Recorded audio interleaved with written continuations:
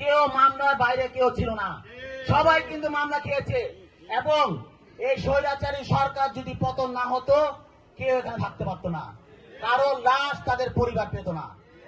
সুতরাং এখন মাইকের সামনে যে নতুন দল এএনসিপি বড় বড় কথা বলে মাইক হাতে নিয়ে, তারা 17 বছর নিপীড়ন নির্যাতন সহ্য করেছে।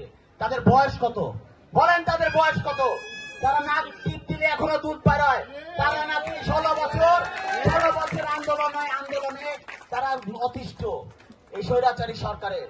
আপনারা দেখেছেন তারা কথায় বলে বিএনপি এবং তাদের অঙ্গ সংগঠনের নেতাকর্মী নাকি এই জুলাই আগস্টে শহীদদের রক্তের উপরে হাঁটছে।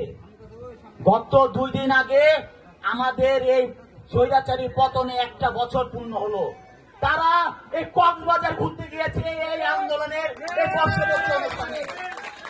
তারা নাকি বলে এই রক্তের উপরে হোলি খেলছে জাতীয়তাবাদী দলের নেতাকর্মীরা। তাহলে তারা সেদিন কক্সবাজার তাদের বউ গার্লফ্রেন্ড নিয়ে তারা ফুর্তি করতে যেত না, যদি এই শহীদদের রক্তকে তারা এত মূল্যায়ন করত। তারা দেখেন তাদের দলের এই যে নাহিদ, তারপর একজনকে আছে আক্তার, তারা নাকি আবার 5-6 জনকে তারা শোকজ করেছে ঘুরতে যাওয়ার কারণে। এটাই তাদের এনসিপি। কথায় কথায় মাইকে সামনে স্টেজে কোনো সামনে গ্যালারিতে কোনো লোক থাকে না, সমস্ত ক্যামেরা স্টেজে কোনো থাকে, তারা বড় বড় কথা বলে। এই বড় বড় কথায় টিভির পর্দায় সবাই দেখে সারা বাংলাদেশে, কিন্তু সামনে তাদের কোনো লোকজন নাই।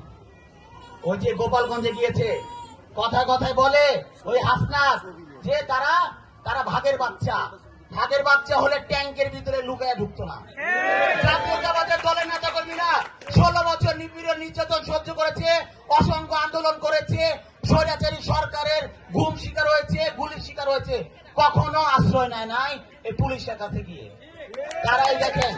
তারাই দেখেন শুক্র রাষ্ট্রদিন এই দলের এই ক্ষমতায় এসে দলকে চালাচ্ছে, সরকারকে চালাচ্ছে, তারাই চালাচ্ছে।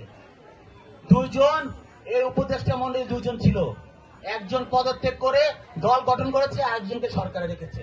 2 দিক দিয়েই তারা সুবিধা নিচ্ছে। কোন জায়গায় তাকে সমাবেশ হলে ওই ডিসি লেভেল বিভিন্ন সরকারি লেভেল থেকে তাদেরকে একেবারে সহযোগিতা করে, বাস ট্রান্সপোর্ট দিয়ে একেবারে সব সময় তারা সব সুযোগ সুবিধা পায়।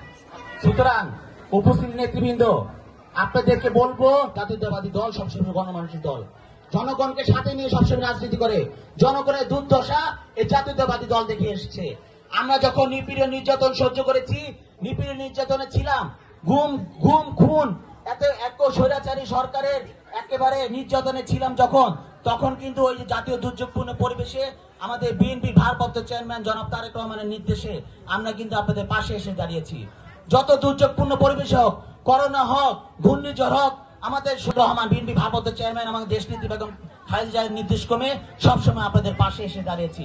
করোনার সময় আপনাদেরকে সহযোগিতা করেছি, জাতীয় দুর্যোগপূর্ণ পরিবেশে সহযোগিতা করেছি। আপনারা জানেন আমাদের নামে অনেক মামলা ছিল, 100টার নিচে কারো নামে এখানে মামলা নাই। এত মামলা থাকা সত্ত্বেও লুকোচুরি করে এসে এলাকা মানুষের পাশে ছিলাম। এই জাতীয়তাবাদের দলের নেতাকর্মীরা ছিল, যুবদল ছিল।